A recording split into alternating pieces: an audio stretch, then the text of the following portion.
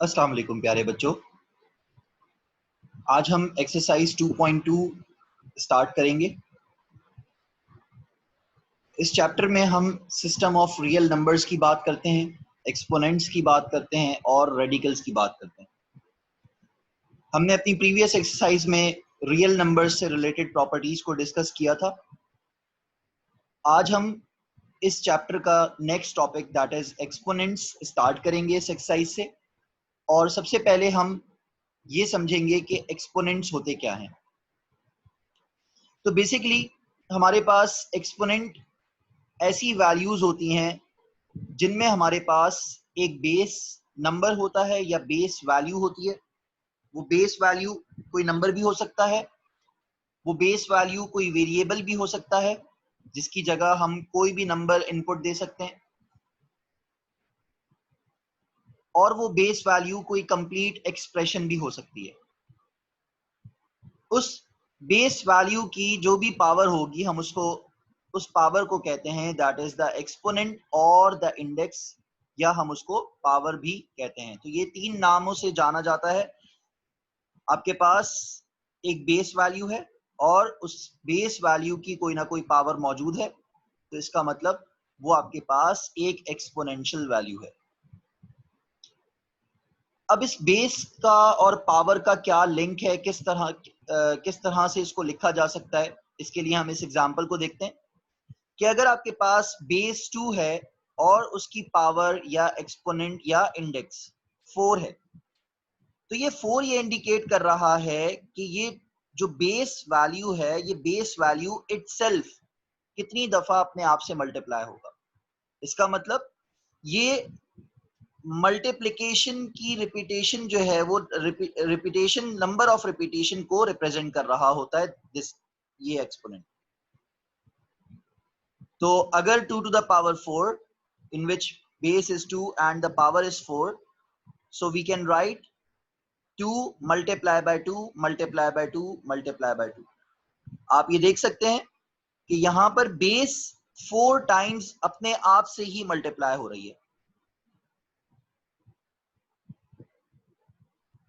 कुछ बच्चे ये गलत कॉन्सेप्ट यूज करते हैं कि 2 to the power 4 लिखा हुआ है तो उसको 2 4 8 आंसर जो है वो फाइंड आउट कर लेते हैं। दैट इज रॉन्ग, बिकॉज अगर 2 और 4 मल्टीप्लाई हो रहे होते तो हम बिल्कुल सेम सिंपल वे में 2 और 4 जो है वो लिख लेते। लेकिन यहाँ पर बेस को थोड़ा सा बड़ा लिखना और उसके बाद पावर को थोड़ा सा छोटा शो करना और ऊपर की साइड पर शो करना, ये एक आपके पास एक जनरल फॉर्म है जिस तरह से आपको शो करना होगा। इसको बनाया ही इस तरह से, लिखा ही इस तरह से जाता है ताकि आपको पता चल सके कि ये जो 2 लिखा हुआ है, जो बेस लिखी हुई है, ये कितनी दफा अपने आप से मल्टीप्लाई हो गई। तो अगर आप इसको फॉलो करेंगे और इस कॉन्सेप्ट को समझ लेंगे तो आपको 2 to the power 4 या any base to the any power आप फाइंड आउट कर सकते हैं।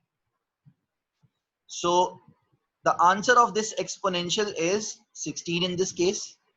इसी तरह से एक और एग्जांपल देखते हैं कि अगर बेस नंबर मेरे पास 8 है और एक्सपोनेंट मेरे पास 3 है, तो ये एक्सपोनेंट ये शो कर रहा है कि ये बेस नंबर अपने आप से कितनी दफा मल्टीप्लाई होगा। Like 8 multiply by 8 multiply by 8, 3 times हम मल्टीप्लाई करेंगे तो इस एक्सपोनेंशियल नंबर को हम रिप्रेजेंट कर सकते हैं। कुछ एग्जांपल्स देखते हैं ताकि हमें इस एक्सपोनेंशियल का कॉन्सेप्ट समझ में और ज्यादा बेहतर तरीके से आ जाए। सबसे पहली एग्जांपल है 3 to the power 5 multiply by 2। आपको अगर बॉडमास रूल याद हो तो बॉडमास रूल में सबसे पहले हमें यह सिखाया जाता है कि हम पहले ब्रैकेट को सॉल्व करें, उसके बाद ब्रैकेट के बाद एक ओ लिखा हुआ होता है। This O is representing the order of the power. It means after solving the bracket, after solving the complete bracket, we have to solve order of power. मतलब हमें पावर्स को सॉल्व करना है, जो जो पावर्स हमारे पास हों हमने उनको सॉल्व करना है। उसके बाद हम डिवीजन, मल्टीप्लिकेशन, एडिशन, सब्ट्रैक्शन की तरफ मूव करते हैं। So according to BODMAS rule हमें इस क्वेश्चन को देखना होगा कि कैसे सॉल्व होगा ये। अब यहां पर आप देख सकते हैं कि 2 मल्टीप्लाई हो रहा है एक ब्रैकेट 3 टू द पावर 5 से। तो इस ब्रैकेट के अंदर कोई ऑपरेशन परफॉर्म नहीं हो रहा, तो हम ऑर्डर को सॉल्व करते हैं। Order of power is 5, so we can write 3 multiply by 3 multiply by 3 multiply by 3 multiply by 3, क्योंकि ये पावर 5 ये रिप्रेजेंट कर रही है कि 3 itself 5 टाइम्स मल्टीप्लाई हो रहा है। तो जब हम इस 3 को 5 टाइम्स itself मल्टीप्लाई करेंगे तो आंसर हमारे पास 243 आ जाएगा। Now we can multiply 243 with 2 so that we can get the answer of 486. अब अगर हमारे पास एक नेगेटिव नंबर हो और उस नेगेटिव की हमारे पास कोई पावर मौजूद हो, जैसे कि यहाँ पर इस केस में हम पावर 4 ले रहे हैं, कंसीडर कर रहे हैं, ये आप अपने जहन में रखें कि ये पावर एक इवन नंबर्ड पावर है। तो इस नेगेटिव नंबर को जब हम इवन टाइम्स मल्टीप्लाई करेंगे इटसेल्फ, तो क्या होगा? इवन टाइम्स मल्टीप्लाई करने से नेगेटिव साइन और नेगेटिव साइन बन जाएंगे आपके पास पॉजिटिव साइन। इसी तरह से negative sign and negative sign बन जाएंगे पॉजिटिव साइन, और पॉजिटिव जब मल्टीप्लाई होंगे तो आपके पास आंसर जो है वो पॉजिटिव ही आएगा। तो ये बात याद रखिएगा, जब भी नेगेटिव नंबर मल्टीप्लाई होगा, नेगेटिव नंबर जब मल्टीप्लाई होगा इटसेल्फ इवन टाइम्स, यहां पावर हमने 4 ली, अगर आप पावर 6 लेते तब भी ये इवन टाइम्स मल्टीप्लाई हो रहा होता, आंसर आपके पास पॉजिटिव ही आता। अब यहां पर आप पहले साइन मल्टीप्लिकेशन करके आप साइन मल्टीप्लाई आंसर लिख लें, like minus minus plus, plus minus minus and minus minus plus, so answer will be positive. 3 3s are 9, 9 3s are 27, 27 3s are 81, so answer will be positive 81. In case अगर ये negative sign outside of the bracket होता तो इसका क्या मतलब है?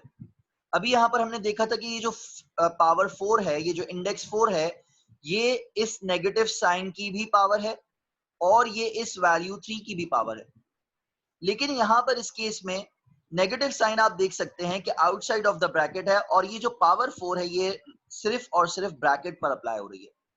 तो इसका मतलब अब हम सिर्फ ब्रैकेट को पहले सॉल्व करेंगे, ऑर्डर को सॉल्व करेंगे, तो ये 3 multiply by 3 multiply by 3 multiply by 3 आपके पास 81 आंसर आ जाएगा, और जो outside of the bracket minus sign था वो हमारे पास एज इट इज रहेगा। तो ये जो पावर इवन पावर थी ये नेगेटिव नंबर पर अप्लाई नहीं हो रही थी बल्कि एक पॉजिटिव नंबर पर अप्लाई हो रही थी।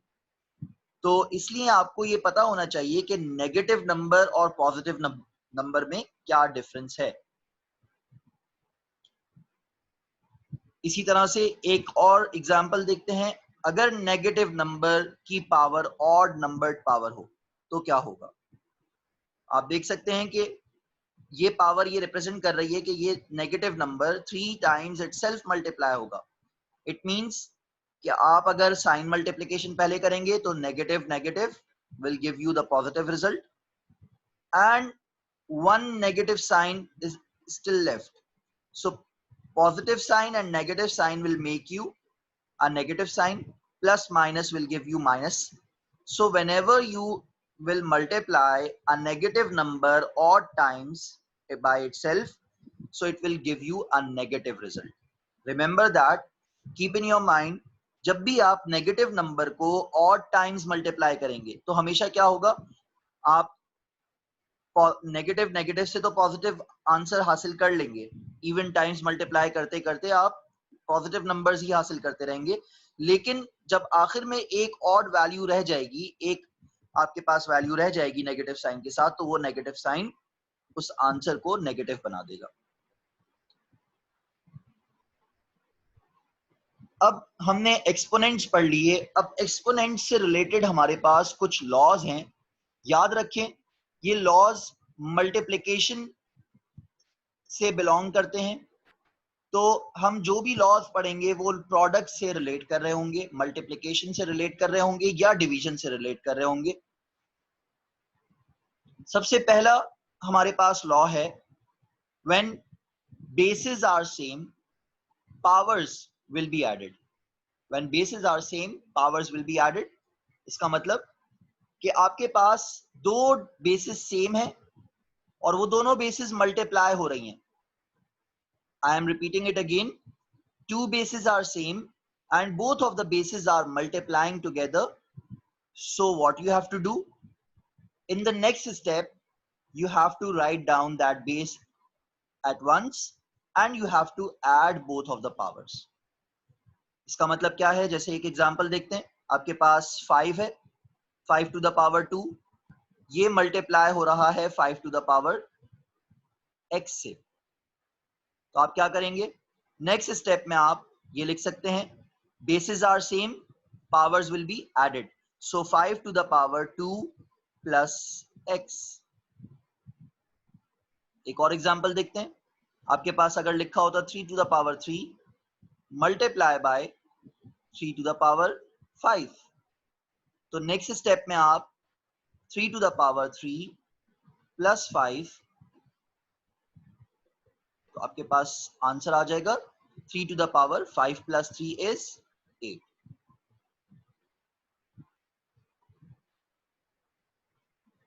और अगर इन केस आपके पास बेसिस डिफरेंट होती और पावर सेम होती, तो आप क्या कर सकते हैं?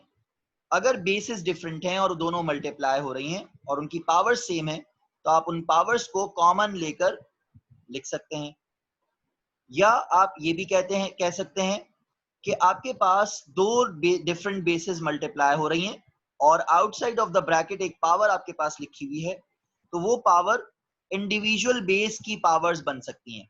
जैसे कि फॉर एग्जांपल आपने कहा कि 2 मल्टीप्लाई बाय 3 और इसकी पावर आपके पास मौजूद है 4, so you can write down in the next step 2 to the power 4 multiply by 3 to the power 4. ये जो आउटसाइड ऑफ द ब्रैकेट ये जो पावर है, ये हर एक्सपोनेंशियल, हर वैल्यू की, हर डिफरेंट बेस की पावर बन सकती है। कि ये पावर आपके पास इस बेस की भी पावर है और ये आउटसाइड ब्रैकेट वाली पावर इस बेस की भी पावर है। जितनी बेसिस होंगी उन सब की ये पावर कहलाएगी। तो आप जब इसको सॉल्व कर सकते हैं, 2 to the power 4 you know that is 16 and 3 to the power 4 is 81. Now you can solve 16 multiply by 81 and you can get the answer. Or you can directly multiply 2 3 is 6 and 6 to the power 4. तो ये अब इससे related हम कुछ question देखते हैं इस exercise के। एक्सरसाइज 2.2 है। Question number 1, right the base and exponent in each of the following. हमने क्लियरली ये बात डिस्कस कर ली है कि कौन सी वैल्यूज बेस होती हैं, कौन सी वैल्यूज एक्सपोनेंट्स होती हैं। तो हमेशा हमें इस तरह से भी याद रखना है, बेस हमारे पास, अगर हम ये बात करें कि बेस हमारे पास क्या है, एक बुनियाद है, तो बुनियाद कहां पर होगी? हमेशा स्टार्ट होगी फ्रॉम डाउनवर्ड्स। तो ये आपके पास बेसिकली एक बुनियादी वैल्यू है, बेस वैल्यू है, और उसका एक्सपोनेंट क्या है आपके पास? यहां पर 15 इसका एक्सपोनेंट है। इसी तरह से सेकंड पार्ट है इसका नेगेटिव 189, ये आपके पास अब बेस वैल्यू है, एक पूरा ब्रैकेट, कंप्लीट ब्रैकेट आपके पास एक बेस वैल्यू है और इसका एक्सपोनेंट आपके पास 10 मौजूद है। इसी तरह से 108 आपके पास एक पॉजिटिव नंबर, एक बेस वैल्यू है और उसकी पावर एक्सपोनेंट है 64। क्वेश्चन नंबर 2 में हमें ये इंडिकेट करना है कि किस पार्ट का आंसर पॉजिटिव रियल नंबर आएगा और किस पार्ट का आंसर नेगेटिव रियल नंबर आएगा। हमने ये डिस्कस किया था कि अगर कोई नंबर पॉजिटिव नंबर हो, उसकी कोई भी पावर हो, तो पॉजिटिव नंबर का आंसर हमेशा पॉजिटिव ही आता है। तो ये 8 to the power 4 लिखा हुआ है, तो इसका आंसर हमेशा पॉजिटिव रियल नंबर ही होगा, क्योंकि ये पॉजिटिव नंबर है, कहीं पर भी नेगेटिव साइन नहीं है। पार्ट 2 में हमारे पास नेगेटिव नंबर है। अब नेगेटिव नंबर में हमने ये देखा था कि नेगेटिव नंबर की पावर अगर ऑड हो, जैसे कि यहां पर आप देख सकते हैं कि एक्सपोनेंट का लास्ट डिजिट ऑड नंबर है, so it means this complete power is odd power, odd number. तो जब भी हमारे पास नेगेटिव नंबर, नेगेटिव बेस की ऑड पावर हो, तो इसका मतलब हमारे पास आंसर जो है वो नेगेटिव आंसर आएगा. So we can say that this will give you a negative result, negative real number. In third part, there is again a negative number, but the power is even. How can we say that the power is even? The last digit of the power, the last digit of the exponent is 8, and 8 is an even number. So we can say that this complete power is an even number. तो जब भी negative number की power even होती है तो हमने ये देखा था कि वो आंसर हमेशा पॉजिटिव रिजल्ट देगी. तो आपके पास इसका आंसर जो है वो पॉजिटिव रियल नंबर होगा.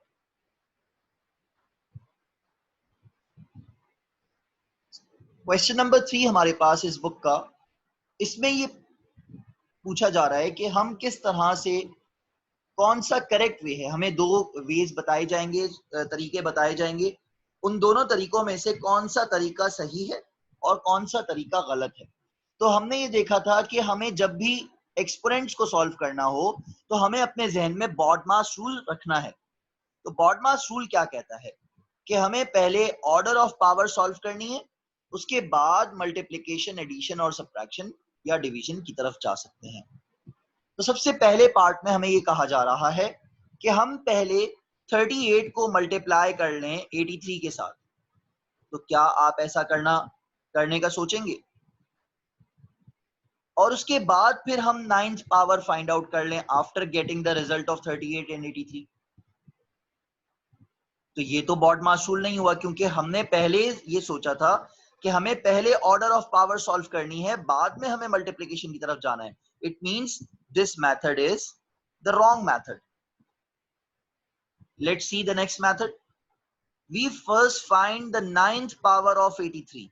Yes, we have to find, because BODMAS rule हमें ये कहता है कि हमें पहले ऑर्डर ऑफ पावर को सॉल्व करना है. तो ऑर्डर ऑफ पावर यहाँ पर 83 to the power 9 है. So we have to find ninth power of 83, and then the answer will be multiplied by 38. So this is the correct method. Question number 4 से लेकर 12 तक अब हमारे पास जो हमने दो लॉज ऑफ एक्सपोनेंट्स पढ़े, उन्हीं दोनों लॉज की प्रैक्टिस हमारे पास यहाँ पर करवाई जाती है. जैसे कि आपने देखा, क्वेश्चन नंबर 4 है आपके पास, a negative number having even numbered power. अब इसको सॉल्व करना है. इसको सॉल्व करने के लिए हमें क्या करना होगा, यहाँ पर नेगेटिव -91 टू द पावर 4 ये इंडिकेट कर रहा है कि आपके पास -91 मल्टीप्लाई हो रहा है कितनी दफा, एक्सपोनेंट 4 ये इंडिकेट कर रहा है कि ये 4 टाइम्स इटसेल्फ मल्टीप्लाई हो रहा है. इसका नेक्स्ट स्टेप क्या होगा? आप इसका नेक्स्ट स्टेप इस तरह लिख सकते हैं कि 91 टू द पावर 4 आपको फाइंड आउट करने की जरूरत नहीं है. आप इसका आंसर एक्सपोनेंशियल वे में दे सकते हैं बिल्कुल. Just you have to follow the concept which you have understood, that a negative number to the even numbered power will give you the positive result. तो यहाँ पर negative negative positive, positive negative आप यहाँ पर इस तरह भी कर सकते हैं कि इन दोनों नंबर्स का आंसर पॉजिटिव आएगा, इन दोनों नंबर्स का आंसर पॉजिटिव आएगा. So plus plus plus will give you the plus sign, और minus minus plus, plus minus minus and minus minus plus. तो आंसर विल बी पॉजिटिव, और पॉजिटिव साइन हमें लिखने की जरूरत नहीं है. अब हम क्या लिखेंगे, 91 टू द पावर 4. तो ये हमारे पास इसका रिजल्ट आ गया. इसी तरह से नेक्स्ट हमारे पास क्वेश्चन नंबर 5 है. क्वेश्चन नंबर 5 भी हमें इसीलिए बताया गया है ताकि हमें प्रैक्टिस हो जाए उन दोनों लॉज की. तो सबसे पहले लॉ की हमारे पास हमने पढ़ा था कि बेसिस जब सेम होती हैं तो पावर्स ऐड हो जाती हैं. तो यहां पर हम लिख सकते हैं 5 to the power 4 plus 2, because we have the same basis, then we can add the powers. So the answer will become 5 to the power 4 plus 2 is 6. Question number 6 में अगेन हमें यही सिखाया जा रहा है कि किस तरह से हमें लॉज ऑफ एक्सपोनेंट्स को अप्लाई करना है। तो हमने ये पढ़ा था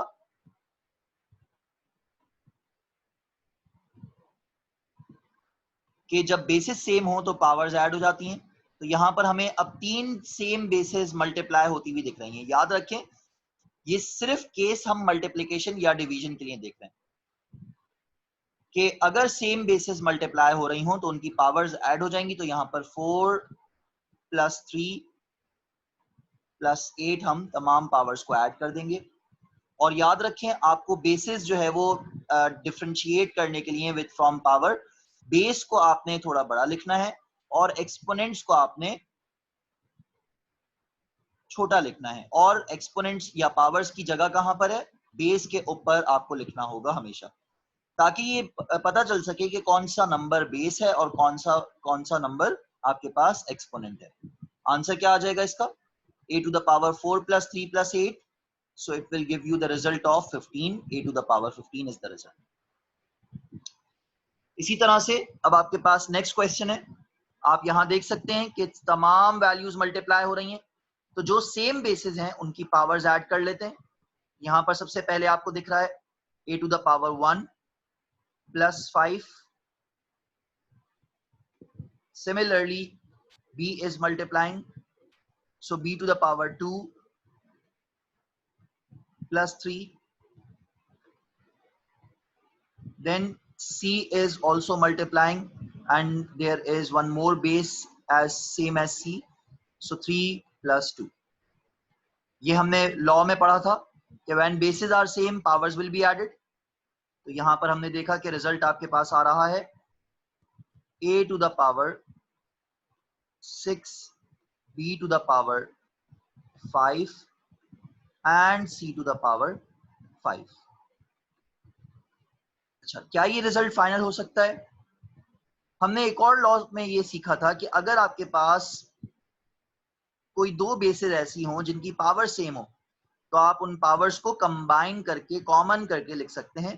जैसे कि यहाँ पर आप देख रहे हैं b एंड c दोनों की पावर सेम है, तो हम क्यों ना उनको आउटसाइड ऑफ द ब्रैकेट लिख दें।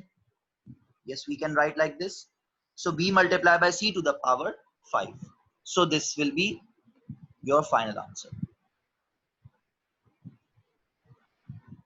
After that we have another question,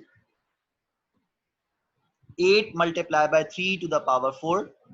अब ये वही लॉ है जो हमने अभी डिस्कस किया कि अगर दो डिफरेंट बेसिस हों और उनकी सेम पावर्स हों तो हम, अब देखें पिछली एप्लीकेशन में हमने, पिछले क्वेश्चन में हमने b और c की पावर सेम थी तो हमने उनको आउटसाइड ऑफ द ब्रैकेट लिख लिया था। यहां पर हम उसका रिवर्स प्रोसेस करने जा रहे हैं कि आपके पास 8 की पावर भी 4 बन जाएगी। 3 मल्टीप्लाई हो रहा था तो 3 मल्टीप्लाई ही होगा और 3⁴ 4 लिखी जा सकती है। क्वेश्चन नंबर 9 में आपके पास -4 है और -5 है। तो सबसे पहले तो माइनस और माइनस साइन मल्टीप्लिकेशन कर लें, क्योंकि ब्रैकेट के अंदर हमारे पास जो जो ऑपरेशन परफॉर्म हो रहे हैं हम उनको देख लेते हैं पहले। तो माइनस माइनस हमारे पास यहां पर प्लस हो जाएगा, so you can write 4³ multiply by 5³ question number 10 में अगेन क्वेश्चन नंबर 8 की तरह से है, बिल्कुल सेम, a⁴ 13।